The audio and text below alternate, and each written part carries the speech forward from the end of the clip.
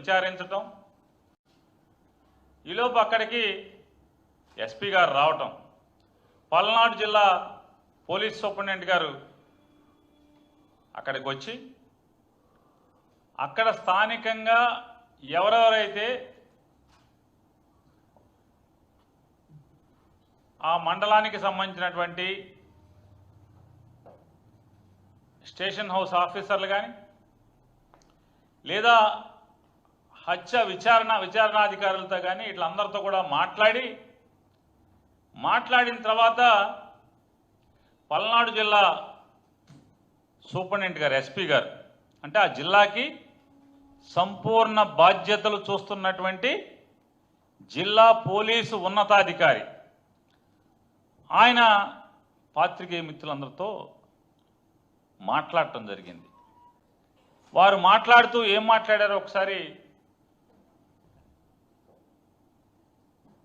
SP గారు ఏం మాట్లాడారో ఒకసారి చూడండి.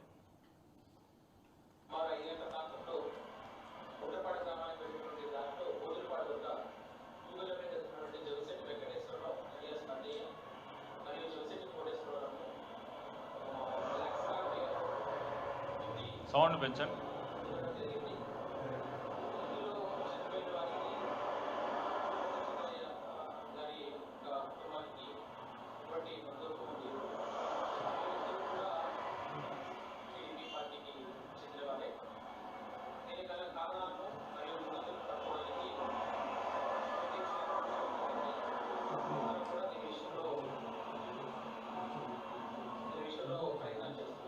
మళ్ళొకసారి ప్లే చేయండి ఒకసారి.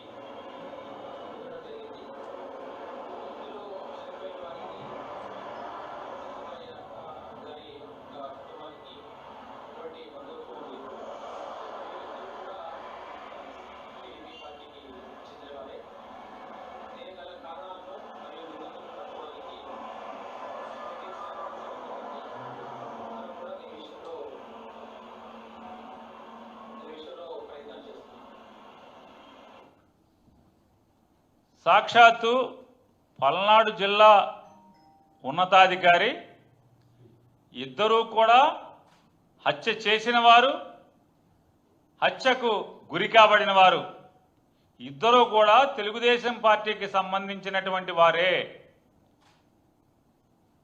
దీనిలో ముద్దాయిల్ని అరెస్ట్ చేయడానికి మేము శరవేగంగా ప్రయత్నం చేస్తున్నాం అని చెప్పి ఆయన మాట్లాడారు, జిల్లా ఎస్పీ గారు. అంటే అక్కడ ఎవరైతే హత్య జరిగిన చోట ఉన్నటువంటి అందరూ ఉండుంటారు, పోలీసులు ఉండుంటారు అంత కదా. మాట్లాడి జిల్లా ఎస్పీ గారు మాట్లాడినటువంటి మాటలు అయితే అది సుమారు 5ంటికి జరిగిందని చెప్పారు. అంటే ఆయన 6ంటికో 6:30కో అది చెప్పుంటాడు.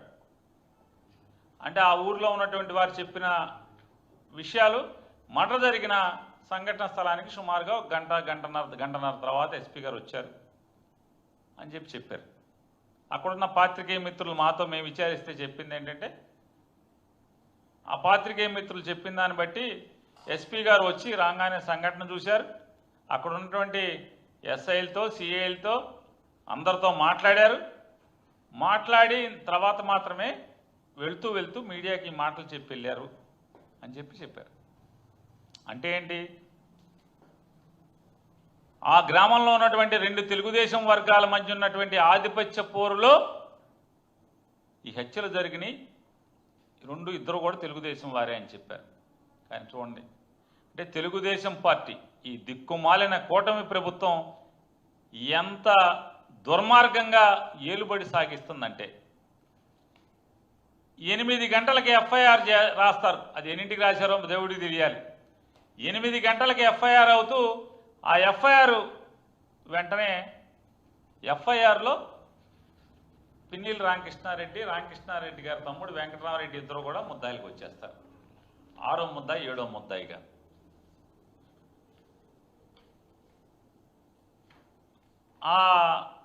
ఎవరైతే ఈ ఎఫ్ఐఆర్ ఇచ్చాడో అంటే పోలీసులకి ముందస్తు సమాచారం ఇచ్చాడో ఆ ఇచ్చినటువంటి ఆంజనేయులు గారు ఆంజనేయులు ఆయన ఇచ్చాడు. ఆయన స్టేట్మెంట్లో చెప్తాడు, యాజ్ ఈజ్ ఎఫ్ఐఆర్లో ఉన్న నేను చదువుతున్నా. నా కొడకల్లారా, వచ్చేది మా వైఎస్ఆర్సీపీ ప్రభుత్వమే, మిమ్మల్ని బతకనేమో. మాకు ఎక్స్ఎమ్మెల్యే పిన్నెల్లి రామకృష్ణారెడ్డి మరియు పిన్నెల్లి వెంకటరామరెడ్డి అనువార్లు చెబితేనే మేము ఈ మటలు చేస్తున్నాం. మాకు ఏదైనా ఆపద వస్తే వాళ్ళు చూసుకుంటారు అని బెదిరించి, అంటే జీబుల్లోంచి కత్తులు తీశారంట. కత్తులు తీసి చచ్చిపోయిన వాళ్ళిద్దరు పక్కన ఉన్నతో కత్తులు చూపించి ఇది చెప్పారంట. ఏమని? రాబోయేది మా వైఎస్ఆర్ కాంగ్రెస్ పార్టీ ప్రభుత్వమే 4 సంవత్సరాల తర్వాత. వీళ్ళేమో తెలుగుదేశం వాళ్ళు, చంపేసిన వాళ్ళందరూ తెలుగుదేశం వాళ్ళు, బెమ్మారెడ్డితో తిరుగుతారు రోజు. చూడండి ఎంత పచ్చి దగ, ఎంత పచ్చి దుర్మార్గం.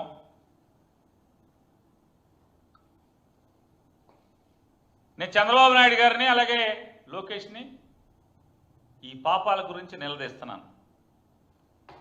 ఒకసారి ఎవరైతే ఈ హత్యకి ప్రధాన నిందితుడిగా ఉన్నాడని చెప్తున్నారో తోట వెంకటరామయ్య, ప్రభుత్వం రాగానే అంటే అసలు ఈ తోట వెంకటరామయ్య కానీ లేదా ముద్దాయిగా చెప్తున్నటువంటి జేవిసెట్ సీను ఇంకోళ్ళు 5 కారుల నుంచి దిగారని చెప్పి దీంట్లో రాశారు. ఈ 5గురిలో ఏ ఒక్కడన్నా ఇవాళ ఈ పోలీస్ ఎఫ్ఐఆర్లో చెప్పినటువంటి సంఘటనల ఆధారంగా కారులోంచి 5గురు దిగారని చెప్పారు. ఈ 5గురిలో ఏ ఒక్కడైనా లేదా కారు ఓనరు ఇందులో ముద్దాయిగా హత్యకి ప్రధాన కారకుడు అని చెప్తున్నటువంటి పోలీసులు చెప్తున్నటువంటి లేదా ప్రత్యక్ష సాక్షి పేరుతో ఎవరైతే ఒకరిని ప్రవేశపెట్టారో అతను చెప్తున్నటువంటి దాని ప్రకారం ఈ చెప్పే ఏ వ్యక్తి అయినా ఏనాడైనా వైఎస్ఆర్ కాంగ్రెస్ పార్టీ జెండా పట్టుకున్నారా? కనీసం ఫ్యాన్ గుర్తుకు ఓటేశారా వాళ్ళ జన్మలో ఎప్పుడన్నా? ఈ ముద్దాయిలు ఎవడైనా సరే 6 7 ముద్దాయిలు చెప్తున్నారు మీరు. పిన్నెల్లి రామకృష్ణారెడ్డికి వాళ్ళ తమ్ముడికి కాకుండా దాంట్లో 6 7 మంది ముద్దాయిలు అని చెప్తున్నారు కదా. వీళ్ళల్లో 7 ఎవడన్నా కానీ ఒక్కడన్నా ఏ రోజన్నా వైఎస్ఆర్ కాంగ్రెస్ పార్టీ జెండా పట్టుకున్నాడా? ఏ ఒక్క రోజన్నా పిన్నెల్లి రామకృష్ణారెడ్డికి వచ్చి అతనితో తిరిగారా? ఏ రోజన్నా కనీసం ఫ్యాన్ గుర్తుకన్నా ఓటేశారా ఆ ఊళ్ళో? మరి పిన్నెల్లి రామకృష్ణ వీడు చెప్తాడు, నా కొడకలారా వచ్చేది మా వైఎస్ఆర్సీపీ ప్రభుత్వం అంటే. తెలుగుదేశం ఓడేంటి? తెలుగుదేశం ప్రభుత్వం రాగానే తళతళలాడేంటి కొత్త స్కార్పియో కొనుక్కొచ్చాడు. ఇందులో ముద్దాయి తోట వెంకటరామయ్య. ఆ తోట వెంకటరామయ్య కారు తెచ్చి మాచర్ల శాసనసభ్యుడు, తెలుగుదేశం పార్టీ శాసనసభ్యుడు జోలకంటి బ్రహ్మారెడ్డి, ఇంటి పేరు నాకు కరెక్ట్గా తెలీదు, ఆ బ్రహ్మారెడ్డి దగ్గరికి తీసుకొచ్చి, అన్నా మన ప్రభుత్వం వచ్చింది, కారు కొన్నాం రమ్మని చెప్పాను. కారు ఎక్కమంటే కారు ఎక్కి స్టీరింగ్లో బ్రహ్మారెడ్డి కూర్చుంటాడు, ఓనర్ సీట్లో తోట వెంకటరామయ్య కూర్చుంటాడు. ఇందులో ముద్దాయి. చూడండి ఎమ్మెల్యేకి ఎంత చనువు కాకపోతే, ఎంత మోజు కాకపోతే.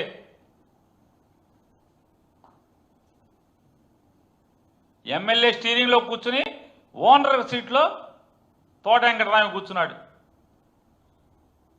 ఎవడ ఏ పార్టీ వాడు చెప్పండి? వైఎస్ఆర్ కాంగ్రెస్ పార్టీ కూడా.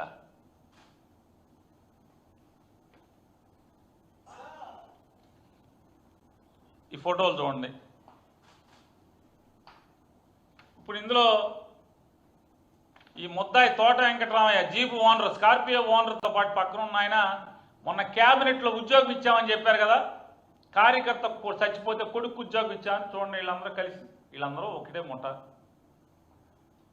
వీళ్ళేమో మా కార్యకర్త చచ్చిపోయాడు, మేము ఉద్యోగం ఇచ్చామనేమో దెబ్బలు దలుచుకుంటారు, కాలర్లు ఎగరేస్తారు.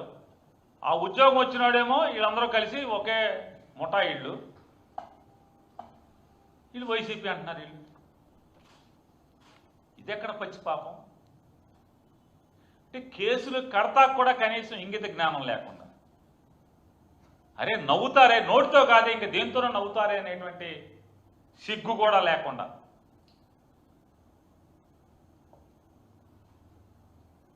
పిన్నెల్లి రామకృష్ణారెడ్డి ముద్దాయి. అక్కడితో ఆగలా. ఆ కారు వేసుకుని ఈ జోలకంటి బెమ్మారెడ్డి అదే స్టీరింగ్ తిప్పుకుంటా సరాసరి చంద్రబాబు, ముఖ్యమంత్రి చంద్రబాబు ఇంటికి వెళ్ళిపోయి చంద్రబాబుతో ఫోటో తీయించేస్తాడు. మా వాడు కారు కొనుక్కున్నాడు, పార్టీగా మీ దగ్గరికి వచ్చాం, చూడండి దొంగ చూపులు చూస్తున్నాడు చూడండి.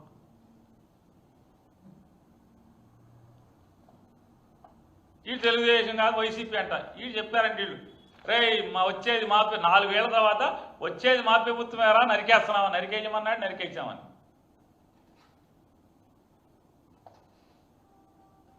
వచ్చేది మా వైసీపీ ప్రభుత్వమేరా అని నరికినప్పుడు జీబు గుద్ది కింద పడ్డాక రాళ్లతో కొట్టి చంపి ఆ తర్వాత జీబులోంచి కత్తులు తీసి బెదిరిస్తా కత్తులు తీశారంట. చంపిందేమో రాళ్లతో అంట, జీబుతో గుద్దారు, కింద పడ్డ వాళ్ళని రాళ్లతో కొట్టి చంపారు, కత్తులు తీసి అరే వచ్చేది మా వైసీపీ ప్రభుత్వమేరా, మా రామకృష్ణారెడ్డి చెప్పాడు చంపేశాంరా, ఏమొచ్చినా మాకు చూసుకుంటాడరా రామకృష్ణారెడ్డి. ఇది పచ్చి పాపం కాదా అని అడుగుతున్నా. ఈ పాపాలు మీరు మూట కట్టుకోవట్లేదా?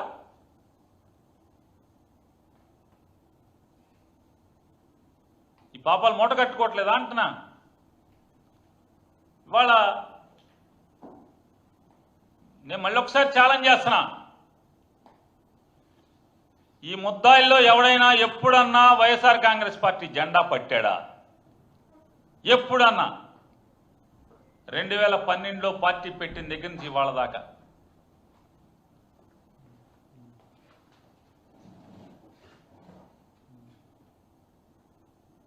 వీళ్ళందరూ పచ్చి టీడీపీ వాళ్ళు ఏంటి,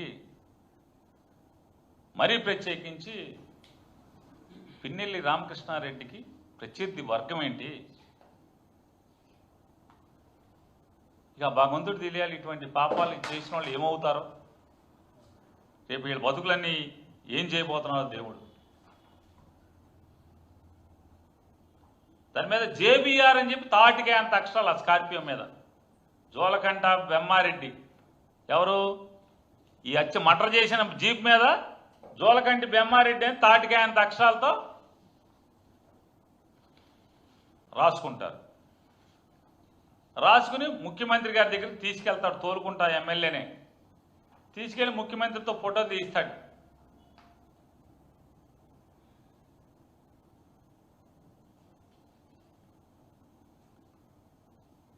భగవంతుడు చూస్తూ ఊరుకుంటాడా? ఇంత పచ్చి పాపాలు మీరు చేస్తే దేవుడు ఉండడా అంటున్నా.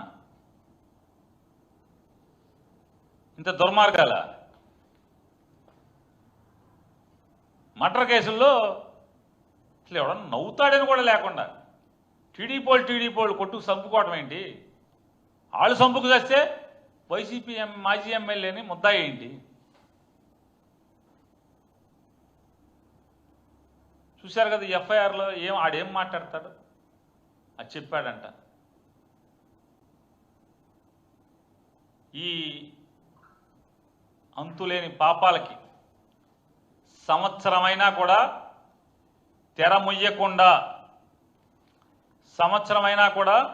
తెర ముయ్యకుండా ఇంకా ఈ పాపాలని రెట్టింపు చేస్తూ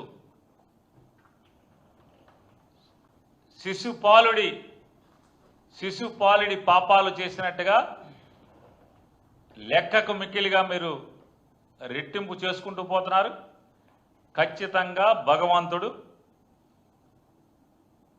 మీకు వడ్డీతో కాదు చక్రవడ్డీతో సహా ఈ పాపాలకి ఖచ్చితమైన ప్రాయశ్చిత్తం మాత్రం మీరు పొందబోతారని కూడా మీరు తప్పుడు పాఠాలు నేర్పుతున్నారు. ఇవాళ చెడు పాఠాలు నేర్పుతున్నారు వ్యవస్థకి. మీరు నేర్పేటువంటి ఈ తప్పుడు పాఠాలకి, మీరు నేర్పుతున్నటువంటి ఈ తప్పుడు పనులకి పర్యవసానం దారుణాతిదారంగా మీరు అనుభవించబోతారనేది కూడా మీకు హెచ్చరికతో తెలియజేస్తున్నాం.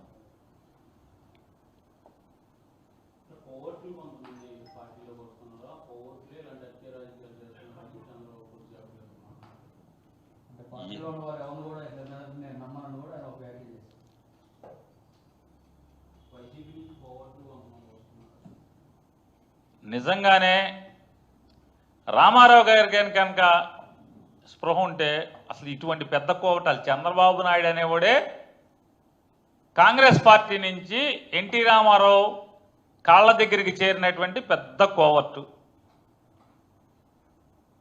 మీలో మీరు చంపుకుని ఇవాళ ముద్దాయిలుగా వైసీపీ వాళ్ళని పెట్టి ఇటువంటి తప్పుడు ప్రకటనలు ఇచ్చినంత మాత్రాన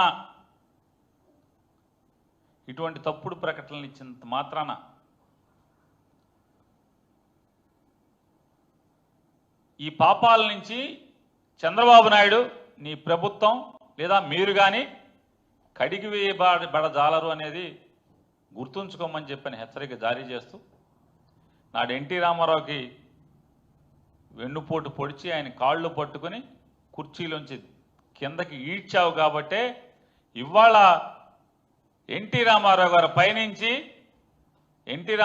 పైనుంచి మీ కొడుకుతోనే మీ కాళ్ళు పట్టించి మీ కాళ్ళు బరబరా ఈడ్చి మీ ప్రతి కుర్చీలోంచి ఇవాళ తెలుగుదేశం పార్టీ కుర్చీలోంచి లాగుతున్నాడు.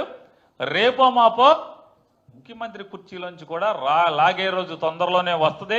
ఎన్టీ రామారావు గారి పైనుంచి ఆనంద బాష్పాలు, ఆయన ఆత్మ ఆనంద బాష్పాలతో తడిసి ముద్దవద్దని చెప్పని కూడా మీకు తెలియజెప్తున్నాం.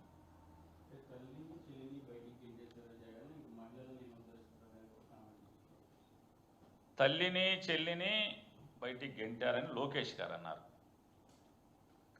ఇప్పుడు రాజకీయాల కోసం కుటుంబ విషయాల్ని, కుటుంబ సభ్యుల గురించి అంటే నా ఇంట్లో వాళ్ళ గురించి మాట్లాడుకుంటే అంటే లోకేష్ ఇంట్లో వాళ్ళ గురించి మాట్లాడుకుంటే తప్పులేదు.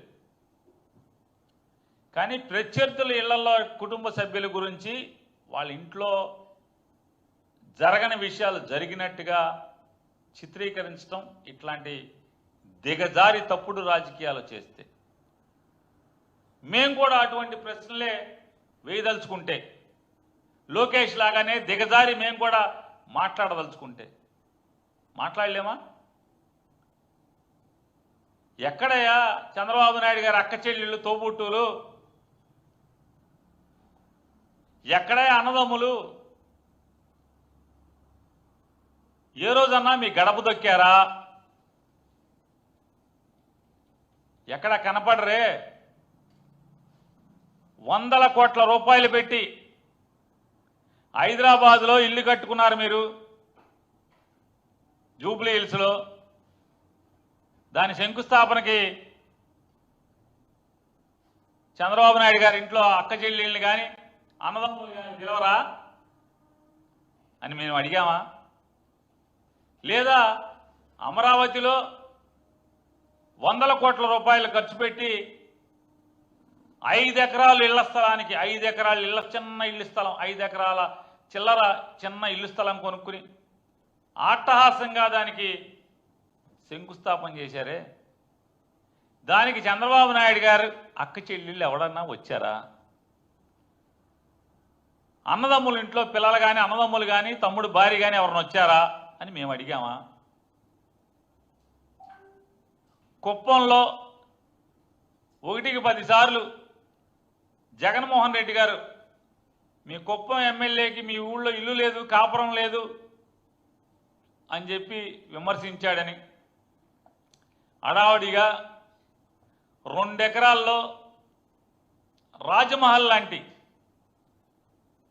జైపూర్ ప్యాలెస్ లాంటి పెద్ద ప్యాలెస్ని కట్టి నిన్న మొన్న గృహప్రవేశం చేశావు కదా. సాధారణంగా పాలు పొంగిస్తే ఎవరు పాలు పొంగిస్తారు? హైందవ సాంప్రదాయం ప్రకారం ఆ ఇంటి యజమాని, ఇల్లు కట్టుకున్నోడి తోబుట్టు వచ్చి పాలు పొంగిస్తారు. మేము అడిగామా? చంద్రబాబు నాయుడు గారు తమ్ముడు పిల్లలు గారి ఆళ్ళేరు ఈళ్ళేరని మేము అడిగామా? అక్క చెల్లెలు పాలు పొంగిచ్చారా అని మేము అడిగామా?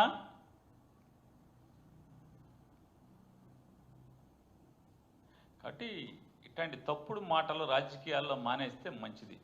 మేము అడగట్లేదు కదా ఇట్లాంటి, మమ్మల్ని కూడా అడగమని అవన్నీ. వీళ్ళెవరు ఇంట్లో లేరేంటి? ఇంట్లో వాళ్ళు అంతెందుకు, ఏనాడన్నా లోకేష్, సర్వశ్రీ లోకేష్ నాయుడు గారు రేపో మాపో తండ్రి కాళ్ళు పట్టుకుని కుర్చీలోంచి కిందకి లాగా కుర్చీలో కూర్చోబోతున్నారే, ఆయన ఏ రోజైనా నేను నారా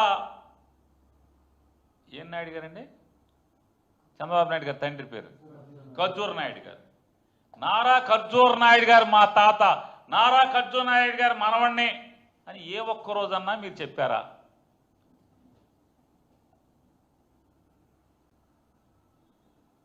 వందల కోట్ల విలువ చేసేటువంటి మదీనాగూడలో ఆవిడికి కూతుళ్ళు కొడుకులు వేరే వాళ్ళు ఉండంగా కూడా, వాళ్ళ పిల్లలందరూ ఉండంగా కూడా నారా చంద్రబాబు నాయుడు గారి కొడుకు లోకేష్ నాయుడు గారికి మాత్రమే గిఫ్ట్ ఎందుకు ఇచ్చారు? కొన్ని గిఫ్ట్ తీసుకున్నావు కదా, మా నానమ్మ అమ్మనమ్మ అని చెప్పి పేరు కరెక్టో లేదన్నా తెలియదు, ఆళ్ళు ఇళ్ళు చెప్పగా లేదా టీవీల్లో వినగా చెప్తున్నా, నేను అమ్మనమ్మ గారి మనవణ్ణి అని ఎప్పుడన్నా చెప్పాడా? ఇవన్నీ మేము అడిగామా? నందమూరి తారక రామారావు మా అమ్మ, నందమూరి తారక రామారావు గారు మీకు సంబంధం ఏంటి? హరికృష్ణ గారికి సంబంధం, బాలకృష్ణ గారికి సంబంధం, లేదా ఇంకో మిగతా కొడుకులకి సంబంధం అని మేము అడిగామా? కాబట్టి ఇట్లాంటి ఇళ్లలో రాజకీయాలు, ఇంట్లో సంబంధాలు, ఇంటి వ్యవహారాలని మాట్లాడటం పద్ధతి కాదు. రాజకీయాల కోసం పద్ధతి కాదు అని చెప్పి వారికి హితవు చెప్తూ ఏంటంటారే,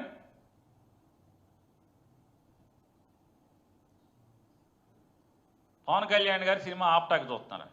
ఎవడు ఆపుతాడు, ఎవడు చూస్తాడు? అసలు వీళ్ళది ఎంత దిక్కుమాలిన పరిస్థితి అంటే వీళ్ళది, ఈ ప్రభుత్వాన్ని. సినిమాటోగ్రఫీ మంత్రి గారు ఆయన చెప్తాడు, నిన్న మొన్న మాట్లాడుతున్నాడు, మాజీ సినిమాటోగ్రఫీ మంత్రి ప్రైవేటు వ్యవహారాలు మీకేం సంబంధం అని అంటున్నాడు. నేనన్నానా, లేకపోతే వేణు అన్నాడా? ఎవడన్నాడు? పవన్ కళ్యాణ్ అన్నాడు. ప్రభుత్వాలకు ఏంట్రా సంబంధం, మీకేంట్రా సంబంధం అని పవన్ కళ్యాణ్ అన్నాడు. మేమెవడ అనలా. పోతే రాష్ట్రంలో ఎన్ని మర్డర్లు జరిగినా ఎంక్వైరీ ఉండదు, రాష్ట్రంలో ఎన్ని పాపాలు జరిగినా ఎంక్వైరీ ఉండదు. సాక్షాత్తు పిఠాపురం నియోజకవర్గంలో ఒక దళిత వాడ మొత్తాన్ని సామాజిక బహిష్కరణ చేస్తే ఎంక్వైరీ ఉండదు. కానీ పవన్ కళ్యాణ్ గారి సినిమా ఆపటానికి ఆలోచించారనే దాన్ని మాత్రం పెద్ద విచారణ. ట్రంప్ ఒప్పుకున్నట్లేదు, లేకపోతే ఎఫ్బీఐని అడిగేవాళ్ళు అనుకుంటే వీళ్ళు.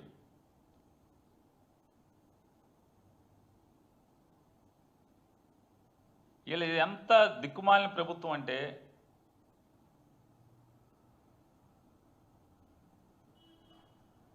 వీళ్ళ బలహీనత అంటే వీళ్ళు ఎంత చేతకానోళ్ళు. పవన్ కళ్యాణ్ గారు లేదా చంద్రబాబు నాయుడు గారి ప్రభుత్వం ఎంత చేతకాని ప్రభుత్వం అంటే,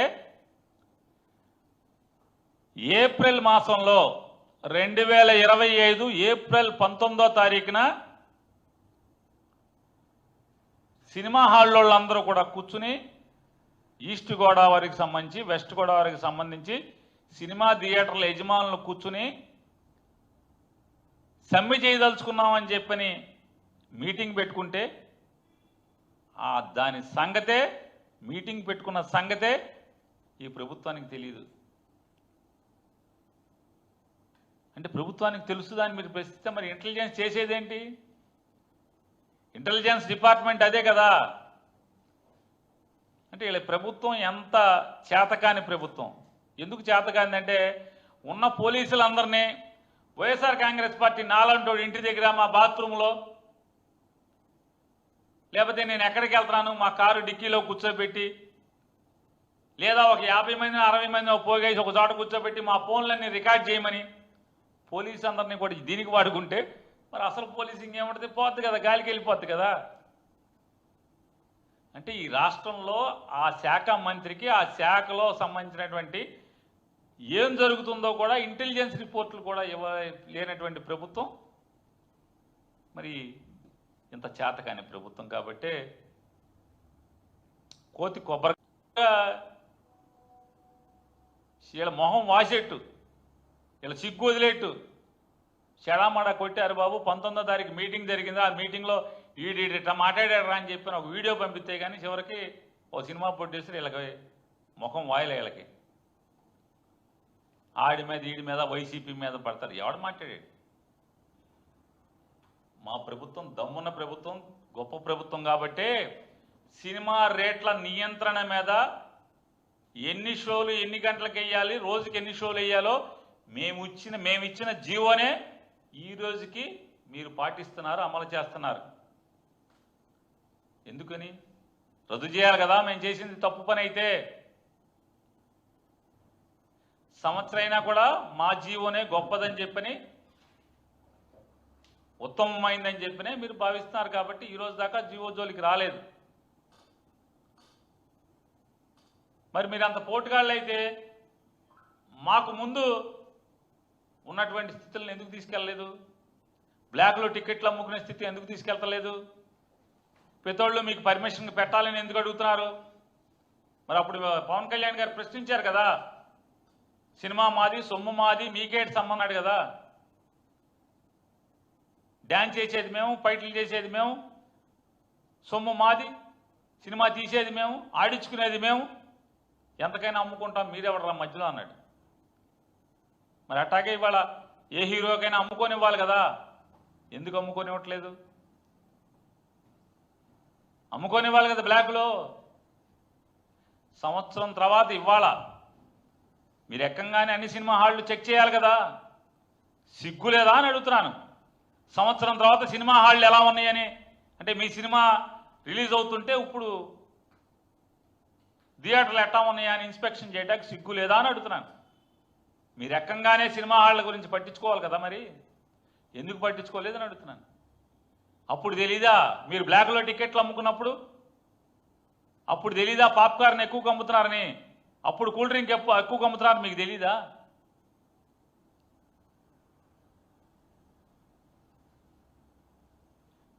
అంటే ఈ రకంగా చెప్పేదేమో శ్రీరంగ నీతులు మనం చూస్తున్నాం కదా. వీళ్ళ చేతలు ఎట్లా ఉన్నాయో. ఇవాళ మీటింగ్కి అంటే పిల్లి మేడలో గంట కట్టినోడేమో జనసేనోడు. ఇలాంటి విచారణ చేసి ఎవడో ఒక నాలాంటి కేసులు ఇరికిస్తాయి. అదృష్టవశాత్తు ఎవడో ప్రొడ్యూసర్ దగ్గర వీడియో ఉంది కాబట్టి గబాలన ఆ ఇంటర్వ్యూలు కూడా ఇచ్చాడు. ఆ జనసేనోడు ఇంటర్వ్యూలు కూడా ఇచ్చాడు. 19 తర్వాత మేము సినిమాలు ఆపేయబోతున్నాం, మాకు ఆంధ్ర తెలంగాణ అందరూ కలిసి రాకపోతే తూర్పుగోదావరి అయినా మేము ఆపేస్తామని చెప్పని ఏప్రిల్లోనే గ్రేట్ ఆంధ్ర దాంట్లో ఇంటర్వ్యూ ఇచ్చాడని అందరూ చెప్తున్నారు సినిమా వాళ్ళు. అది మీ ఇంటెలిజెన్స్ తెలీదు.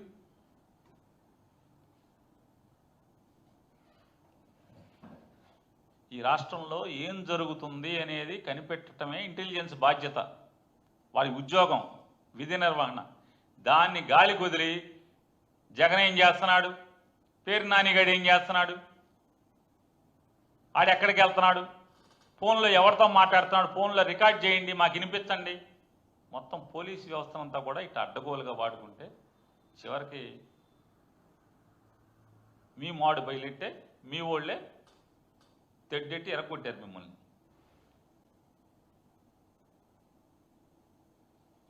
ఇది వారి యొక్క ప్రభుత్వం యొక్క ఏలుబడి ఏ రకంగా ఉందో కేవలం ఈ రాష్ట్రంలో వైఎస్ఆర్ కాంగ్రెస్ పార్టీ వాళ్ళని కక్ష సాధింపు తప్పితే పోలీసుల్ని లా అండ్ ఆర్డర్ కోసం కాకుండా కేవలం వైఎస్ఆర్ కాంగ్రెస్ పార్టీ వాళ్ళని వేధించడానికి మాత్రమే పోలీస్ వ్యవస్థ మొత్తాన్ని వాడుకోవటం వల్లే ఇవాళ ఆంధ్రప్రదేశ్ రాష్ట్రంలో 2-3 సంవత్సరాలు 5 ఏళ్లు కూడా నిండని ముక్కు పచ్చలారని పసికందుల దగ్గర నుంచి 60-70 ఏళ్ల ఆడ వ్యక్తి వరకు కూడా ఎవరికి మాన ప్రాణాలకి రక్షణ లేకుండా పోయిందంటే కేవలం వీళ్ళ చేతకాని ప్రభుత్వం వల్ల వైఎస్ఆర్ కాంగ్రెస్ పార్టీ మీద కక్ష సాధించుకుంటాకి మొత్తం పోలీసు వ్యవస్థను వాడుకోవటం వల్లే ఇవాళ ఈ రాష్ట్రానికి పట్టినటువంటి ఈ దుస్థితి అనేది తెలియజేస్తుంది.